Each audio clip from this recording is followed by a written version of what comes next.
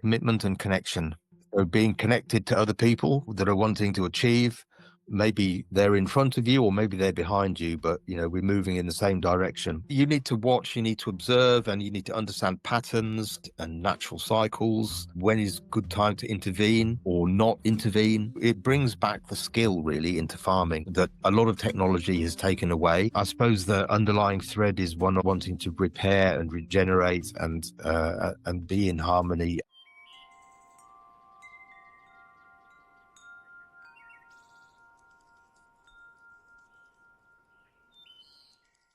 Welcome to a new episode of the Food Forest podcast. Today with us we have Chris Evans. Chris fled from the United Kingdom to Nepal, learned much about forestry, but then saw that it's much more interesting to look at the wider scale, and he also discovered permaculture, food forestry, and now he's been teaching in the United Kingdom, Europe, Nepal, India, USA, Mexico. And I'm super curious to hear about his experience, what he can share with us, and things we can implement in our own food forests. Chris, welcome. How are you doing? Thank you, Lewis, and namaste, as we say in Nepal. I'm Namaste. good. Yeah, good. I just got back last week from being in Nepal for 5 weeks, so feel refreshed from that. And now we've just passed the longest night, so we've just passed the solstice. Now we can start to think about growing spring and the new year of work as well. Isn't that wonderful to know that the days are becoming longer? It's always a super optimistic moment. I think this episode will probably air in the spring or even in the summer, so maybe we're closer to the longest day. Yeah, But good. it's a Right. nice contrast. Time to reflect. Then we'll have time to reflect back on the last few months. Yeah. Yeah, definitely. Yeah. So I'm always curious, how does a UK chap ends up in Nepal? Because you were studying forestry and you saw some opportunities to go there, right? How did it go? Yeah. I'd studied forestry for a couple of years, and in the third year, or maybe in the second year even, there was on the notice board, there was an advertisement for VSO, or voluntary service overseas. So that was interesting. I was still in the middle of forestry, but the notice was still there over the next few months, and I just kept looking at it and seeing this notice for this advert, and there were jobs in all over Africa and Asia and the Pacific, Vanuatu. I could have gone to Sierra Leone. I could have applied for Papua New Guinea, but the Nepal advert was for community forestry, so that already tug a string, if you like, of an interest in community forestry, because I was learning about British forestry, about growing conifers and management and profit and economics, and it was interesting. My interest further then led towards more the conservation and ecology side, even then. And yeah, Nepal, I wanted to go and find the Yeti and explore the Himalayas, and I didn't know anything about it at all. Went and I did VSO with VSO in a community forestry project in Nepal.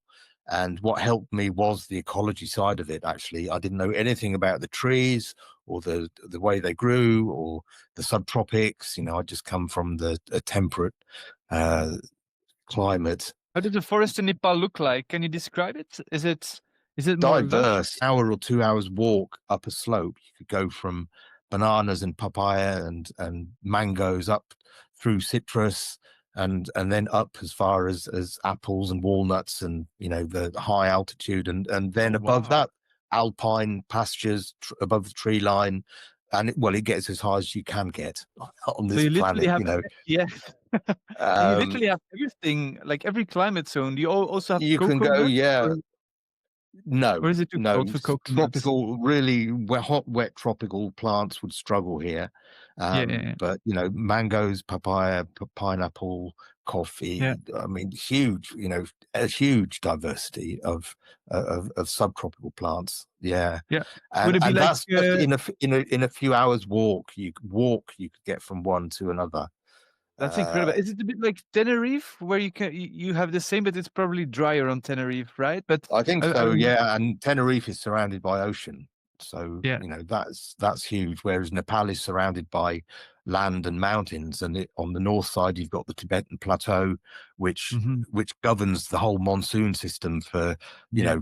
a quarter of humanity, basically.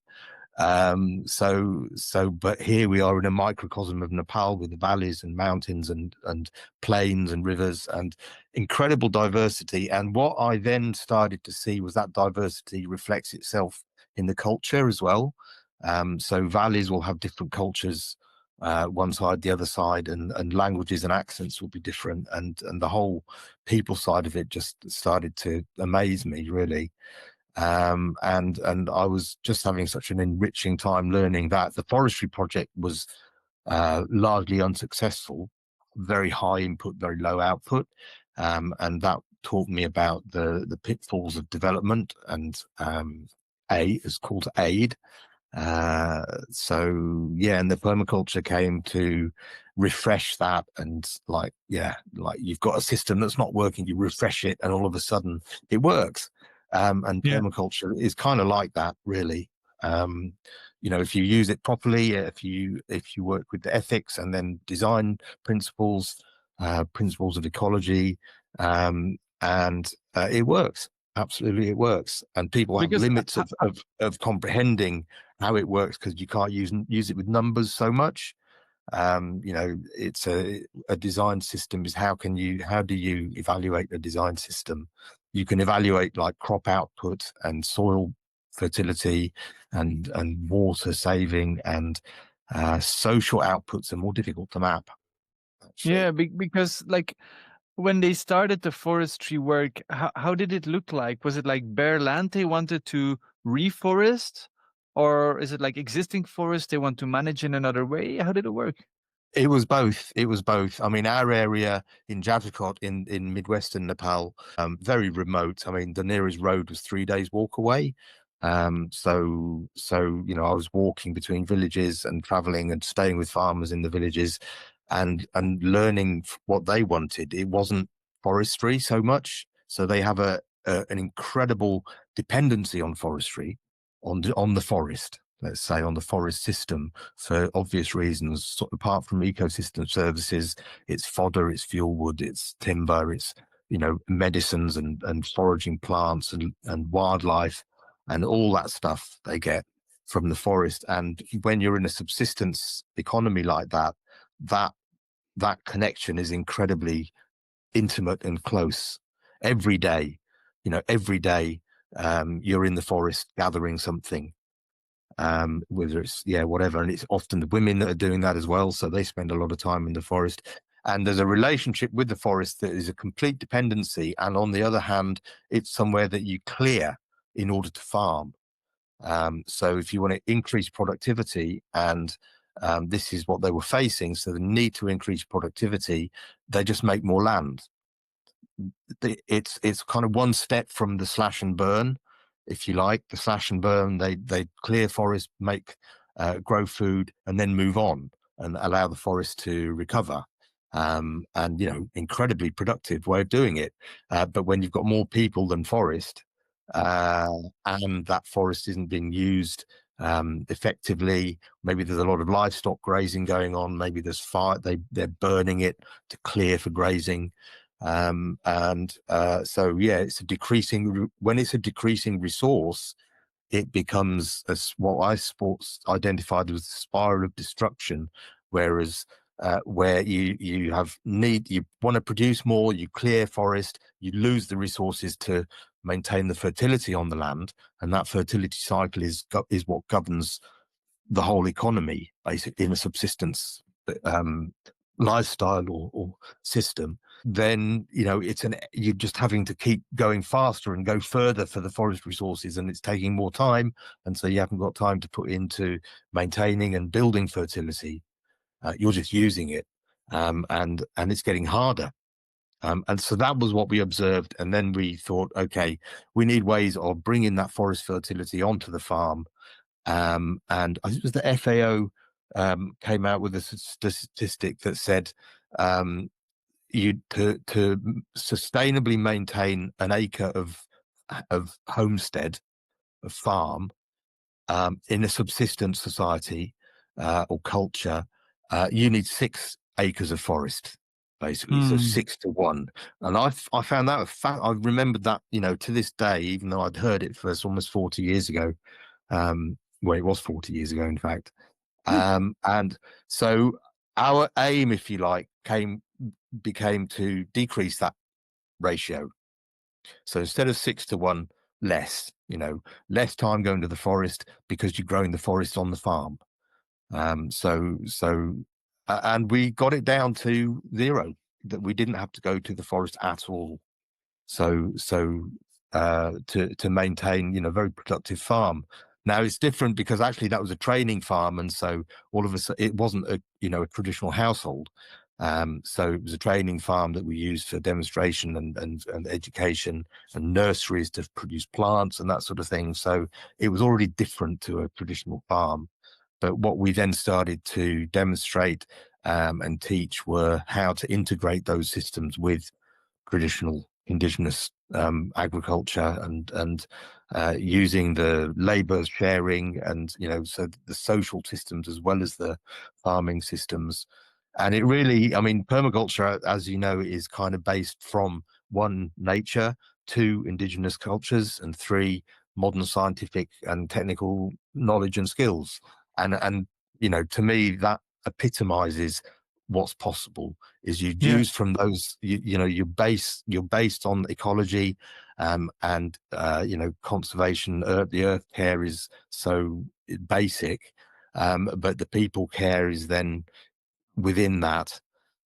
So you're working with social systems as well as land systems, and it's what's possible is incredible. And to have tools like agroforestry and forest gardening and that sort of thing, to be able to achieve those aims, is awesome, and it works really well. And when you have a diverse climate like that, you can grow your food forests in different areas, and but they're only actually 30 minutes or 40 minutes apart. You started with very traditional forestry. You saw that what they're doing, it's not really working. I love the number 6-to-1 ratio. It reminds me a bit of the medieval times where they also had sometimes even a 10-to-1 ratio.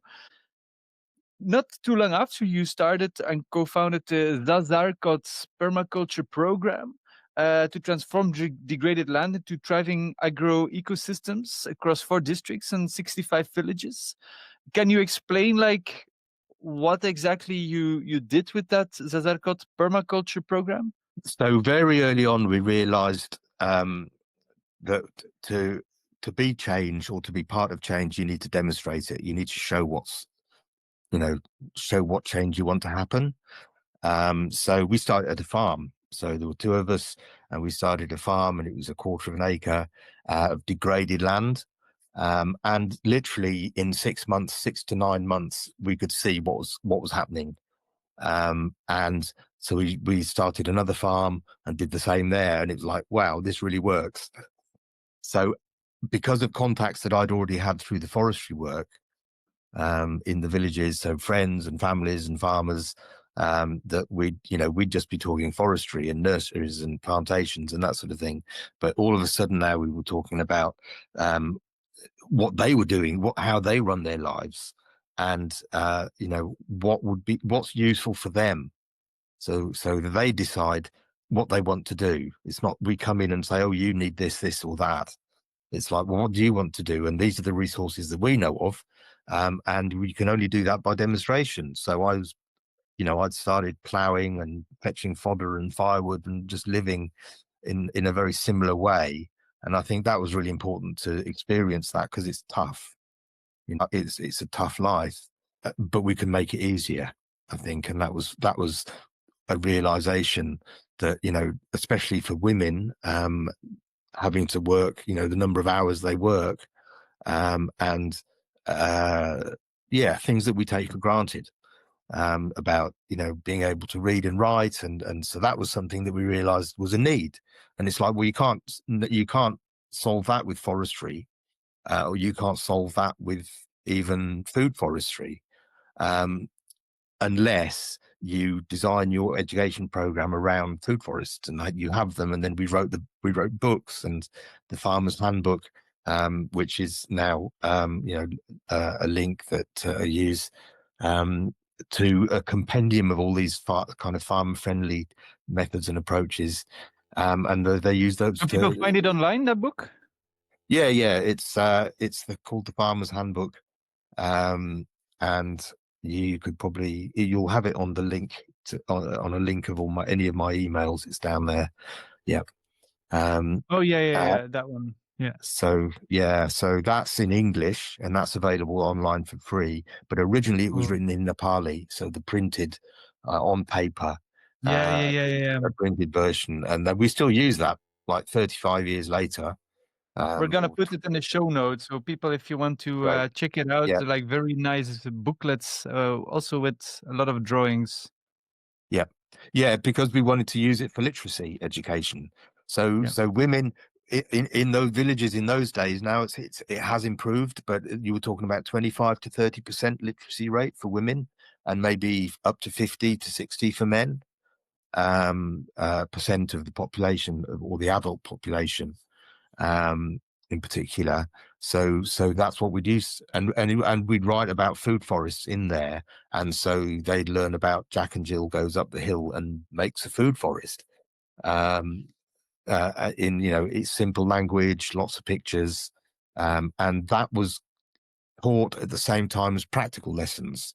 So the chapter on nursery, for example, on how to establish a fruit nursery, they'd make a fruit nursery as part of a practical class, and then in the evening or the next day, they'd spend an hour learning about the word fruit nursery, and they'd look at the letters. This is a Freirean education approach that we'd learned. So it just stacks that extra value, as well as the other, the edible value, or the value to ecosystems. For me, it's like, the permaculture book from Bill Mollison, Permaculture Designer's Manual. For me, the book you made is like that put into action with like very simple things, like, okay, how do you make an improved stove, for example, or how do you make how do you build the bricks? And it's like so practical, and It's very practical. And I think it can be used throughout a lot of different cultures and in a lot of different places. And it's like you said, it's very accessible. Everybody who starts to read, what is a sweeping spit? Why make a sweeping spit? How to make a sweeping spit? So it's really love it. Or a pit latrine. Yeah, and I mean, some things change.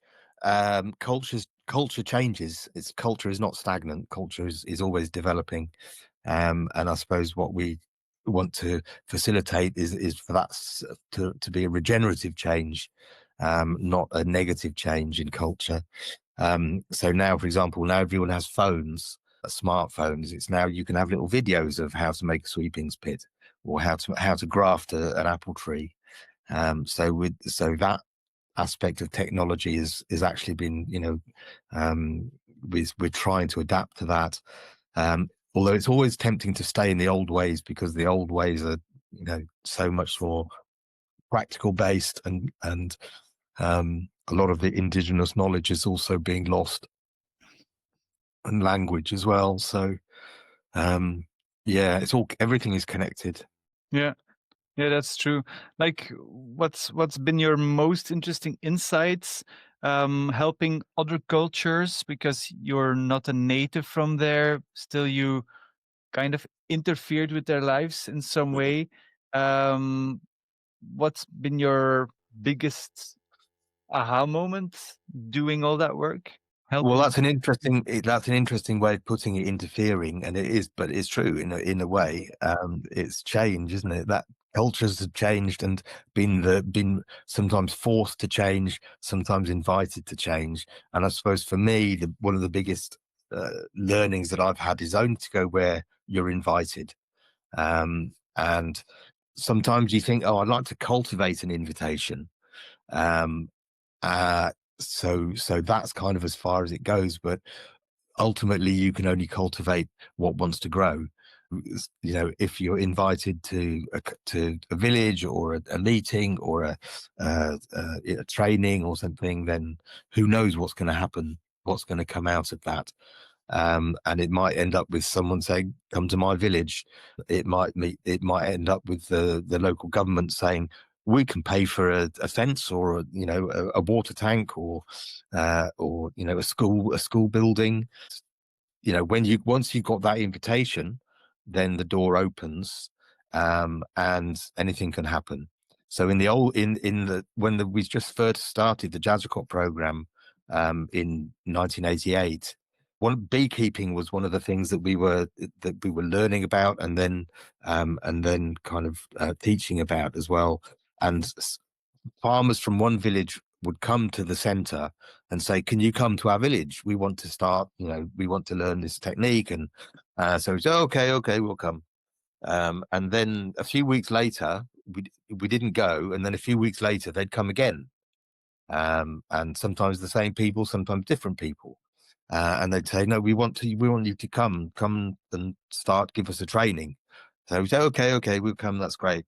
But we wouldn't go. And the third time, if they come a third time, then we know that they want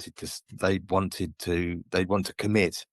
So they'd come again a third time and say, "Why haven't you come? You said you'd come, but we want you to come and do a training." And you say, "Okay, we'll come." And then we'll go. And then we go with them. Then we go back with them and to the village and do a training. And then things would start from there. So 35 years ago, I remember distinctly that the example of that happening last year. 35 years later, I went back to that village where those people had come from, and I found, I mean, some of the people had passed on, and of the friends that I'd had then, but some were still there. And I don't know if you remember, 2 years ago there was a bad earthquake in Jaeger. Yeah. And that village was badly affected. It wasn't the epicenter.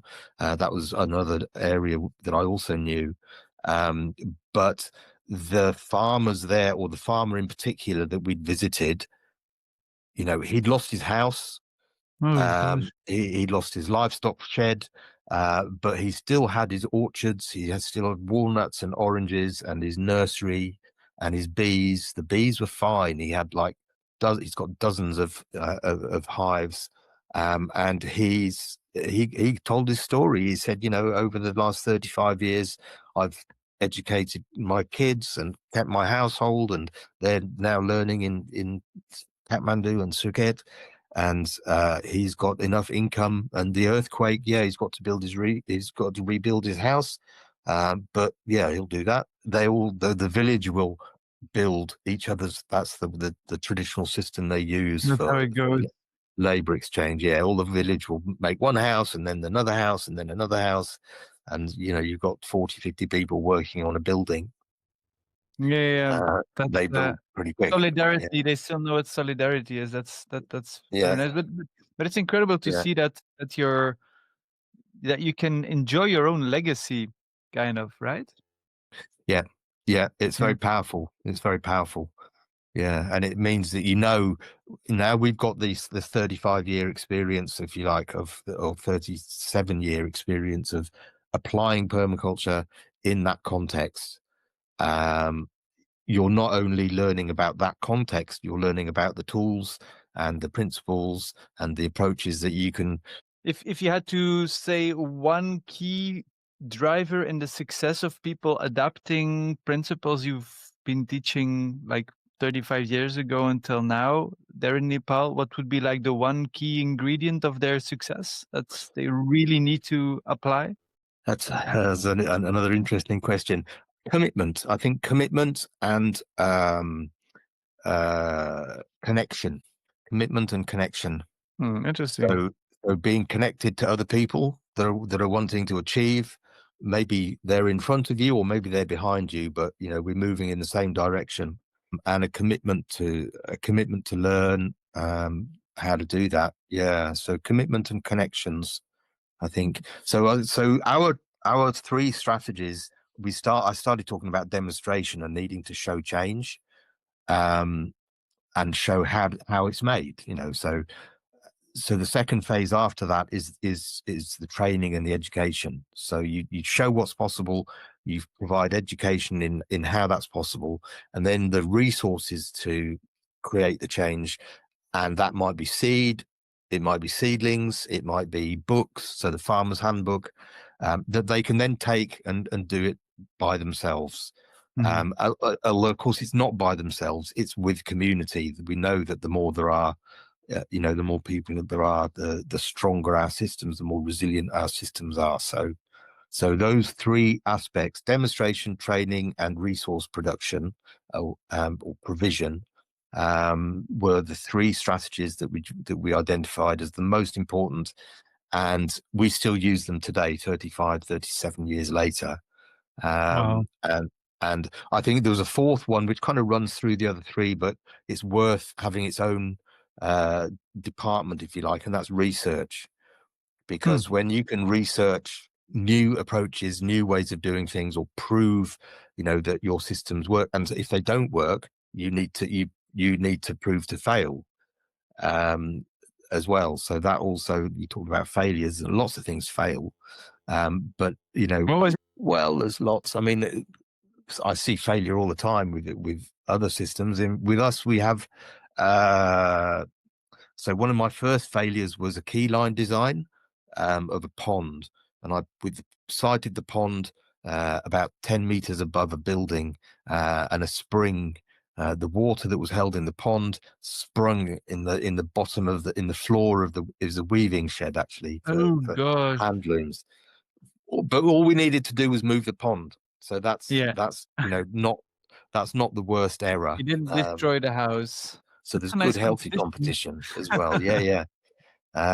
But there's unhealthy competition as well. And so, yeah, With the people side of organizations. it. Sorry. Yeah, sometimes, and when you have donor organizations that have a certain reporting or way of working, and they kind of impose those conditions on the grassroots, that becomes challenging. That's yeah, still.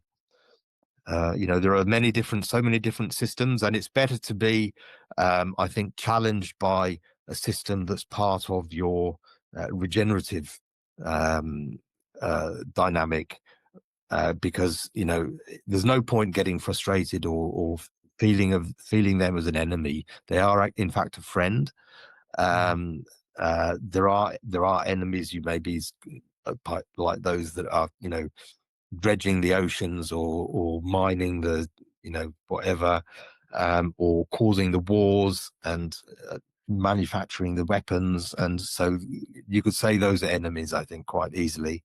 But organizations that are have a half a mind to improve people's lives are not enemies.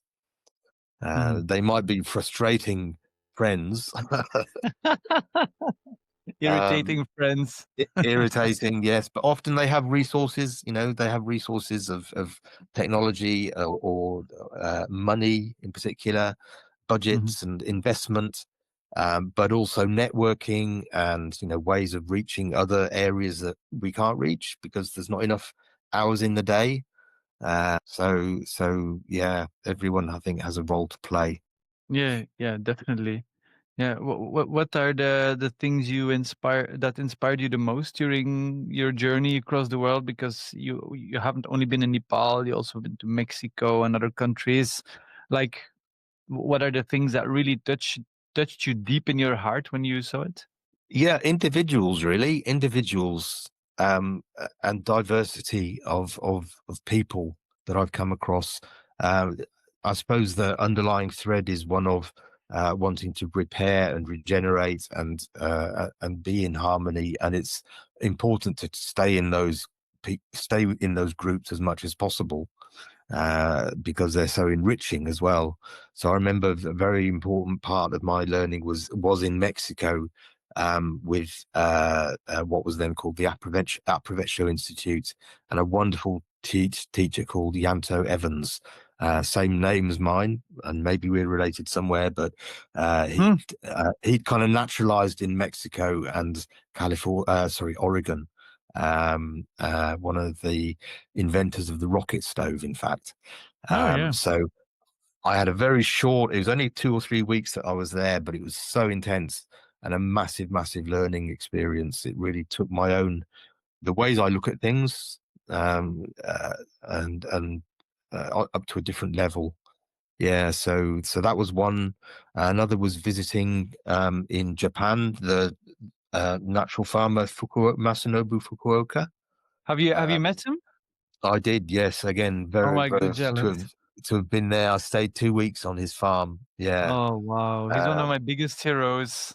absolutely. I think it's my all-time favorite book, The One Straw Revolution. For those of you who Yes, haven't read it yet, read that book. It will change your life. that was one of my root books, if you like, one of the books that germinated the seed. Yeah. Um, but yeah, but actually being able to visit him as well, immensely privileged for that. And he gave me a variety of seed. It's called Happy Hill 3, that I then brought back to Zazarkot, and we did our first no-till plots there. We're using that seed. Which seed was it? What It was a rice rice seed, variety? Yeah. yeah, variety, that he developed himself. All Yeah, right. Cool. so And did it work I in got, Nepal? it does work. Yes, it does work. It's one of those interesting things. It's so radical. It's so radical as a way of growing crops. Um, and this was 40 years ago, 38 years ago, 37 years ago. Um, it was really difficult to get farmers to practice it. And this is what I was talking about, research. So where you've got a demonstration farm and you try out those plots, it doesn't matter if they don't work. Whereas a farmer, if their crops don't work, they lose their food, Mm. in a subsistence society Yeah. in particular. Although for any farmer, it's a disaster. So that's why, we were able to buffer against that, if you like, with systems. But it did work, actually. It did work. It was highly productive. And what was unique about his philosophy is that it was less work. So that's when I started to realize that actually you can increase productivity by decreasing work, Mhm. because your profit margin, stays either, even if you have less productivity, but if you have the same or more, it's even better.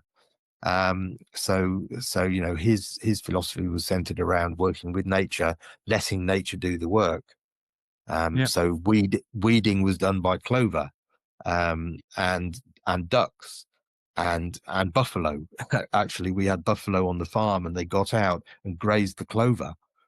And it's like, oh no, it's ruined the plot. But actually, the soil was becoming so fertile that when the clover was grazed, it just regrew, um, Yeah.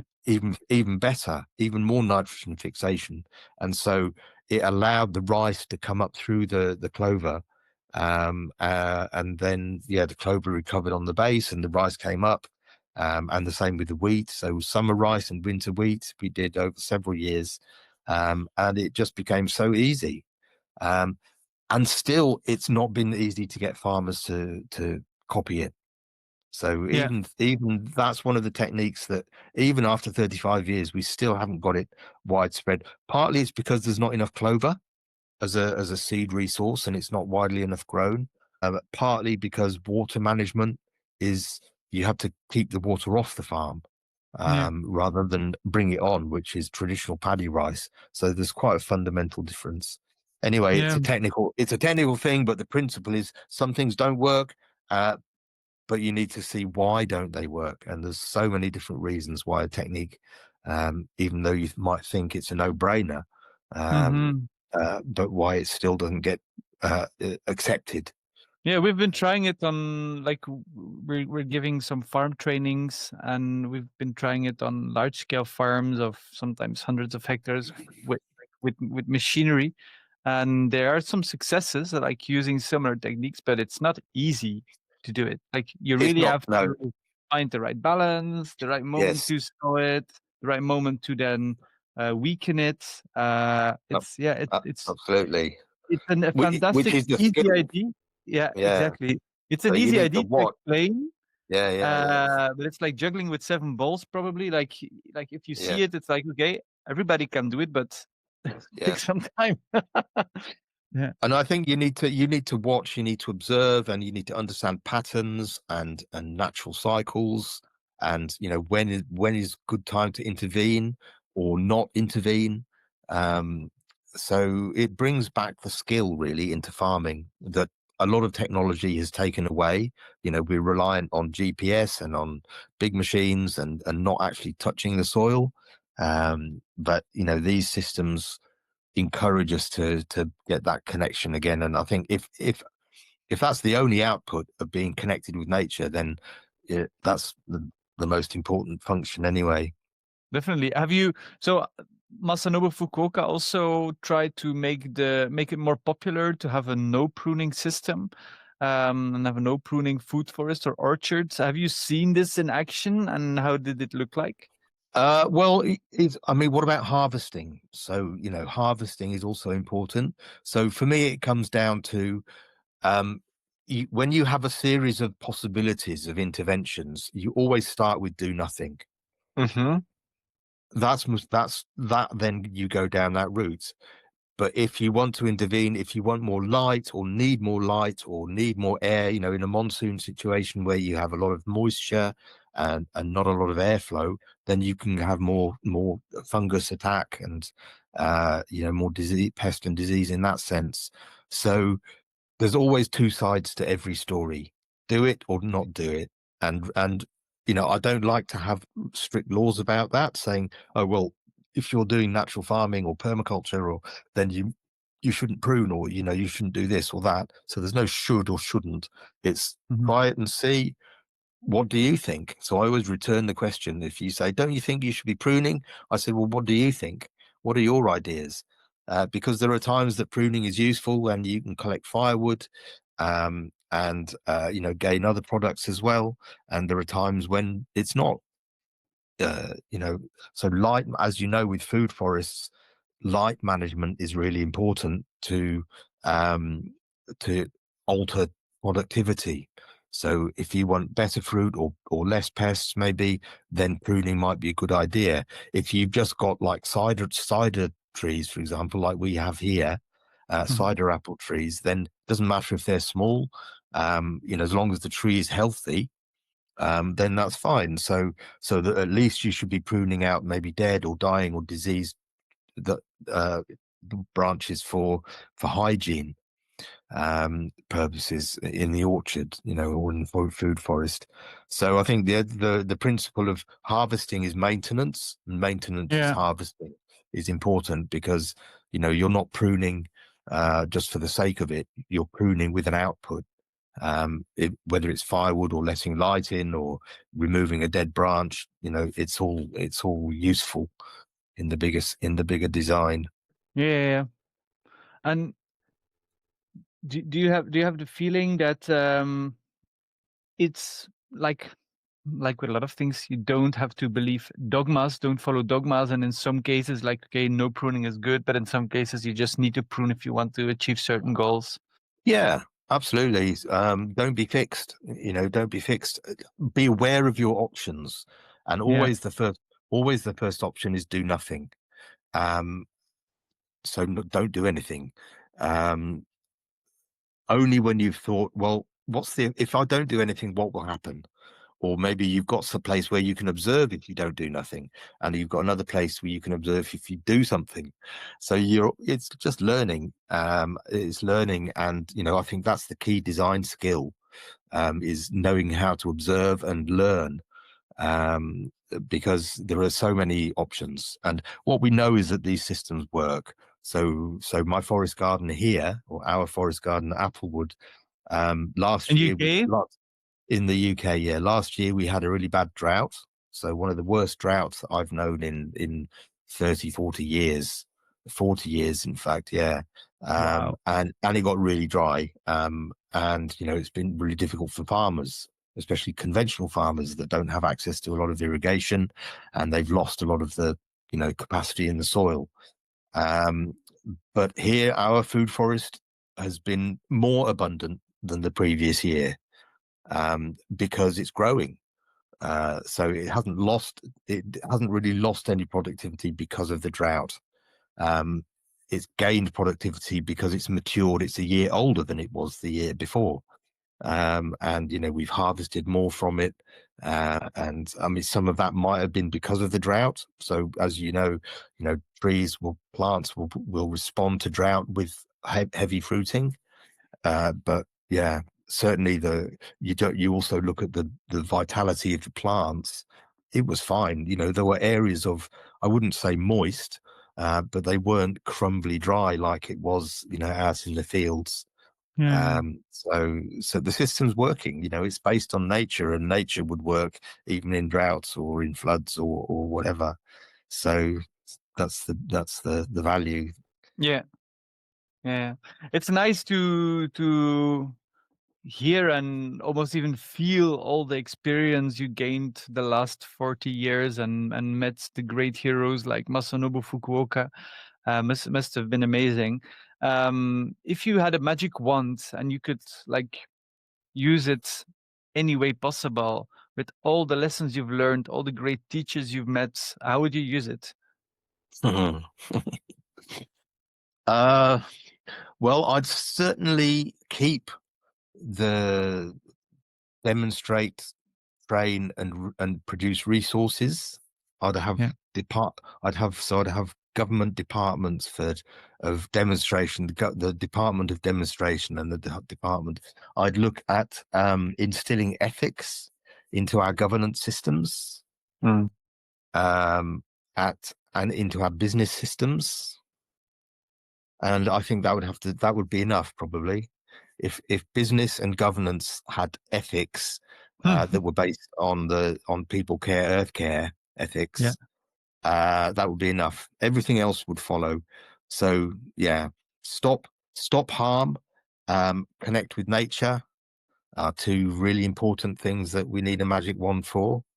Um, Again, once we stop harming both the environment and society, and we regenerate nature and reconnect with nature, again, everything else will follow. We don't have to worry about the details.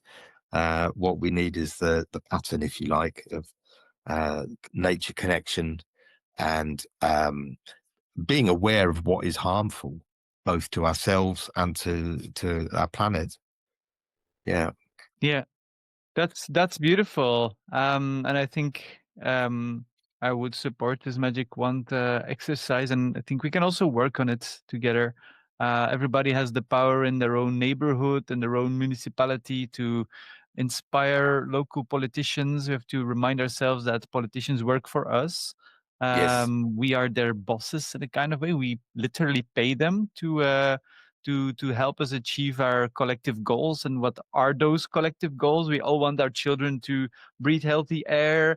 We all want our children to eat healthy foods, to have no poison in their food, and to have thriving communities. So if we can Mm. inspire our local leaders and remind them, look, that's like kind of what we elected you to do, so please do it. If not, Yeah. we're gonna elect somebody else. um, that's what true democracy should be, and we can all Yes. be Yes. part of it. Mm. But we also have to take our own responsibility, like everybody listening. Absolutely. Yeah. Yeah, and they also have to be able to see what is possible. Yeah. These leaders that we elect, or that put themselves in those positions of both political and financial power, as they need to be aware of what is possible, because often they're blinded or they're shielded from those possibilities by their own community. Mhm. Um, so yeah, everyone is an individual in the end. Yeah. Um, and we are, obviously stronger in community.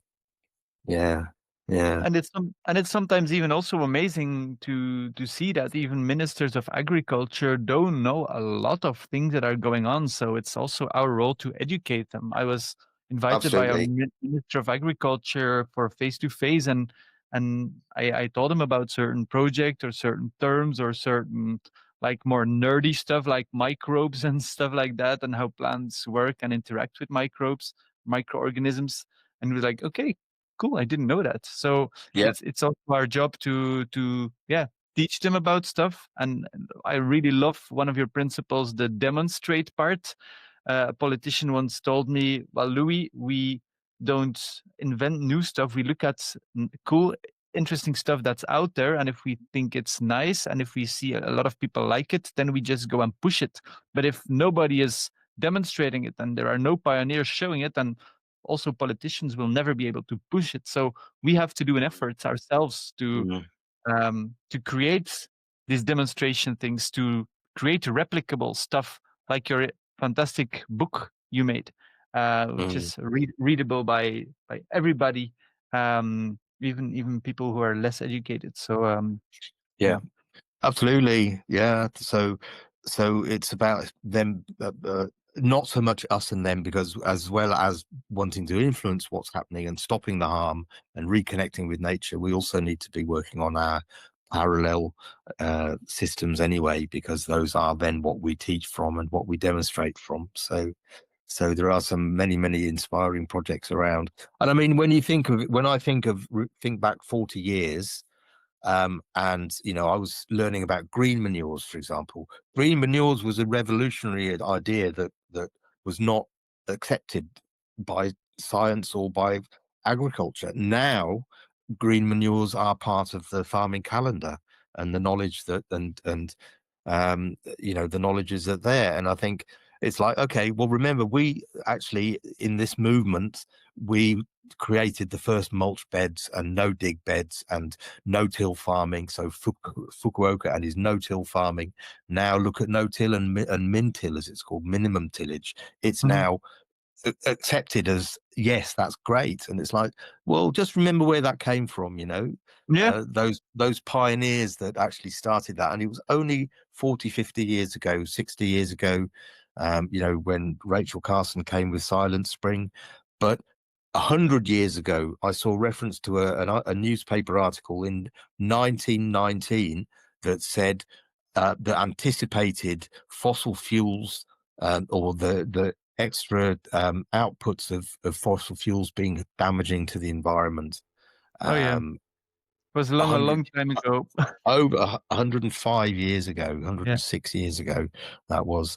So yeah, there's also a great need to learn from mistakes and yeah. not repeat them. And and the thing is, we need to be consistent. That's the most important part. Well, I really enjoyed having you here on the podcast, Chris. We're getting to the end of it. Are there any last words you would like to share before we wrap this up? Well, only to say Words of thank you for wisdom. having me here and giving me the opportunity to ramble on about Nepal and permaculture and food forests, because it's always really enjoying. And I hope to see and see who that it's reaches and see the ripples that have come out from not just me. I'm just a minuscule uh, pinpoint in this, but all the other people that you host here and the discussions that you have. And yeah, sign up. You could sign up to Applewood for a newsletter, so you'll learn about what we do here in Herefordshire, in the UK. Also, yeah, look at the Farmer's Handbook. We're still adding chapters to it, so we're just about to Oh, add to a new one on pollinators, oh, nice. for example. Yeah, so it's a learning tool. So yeah. Nice. Well, we're definitely gonna link it in the show notes. On foodforestpodcast.com, you'll be able to read all the notes, to all the links to Chris, his work. Also a link where you can just download the Farmer's Handbook, and where you can also see all the other super interesting episodes, because a lot of them really touch what Chris has talked about. There are so many nice resources. You can learn so much. You can also see the courses we give and the designs we make. Well, thank you very much for being here on the Food Forest podcast, and looking forward to see you the next episode. Thank you, and namaste. Namaste.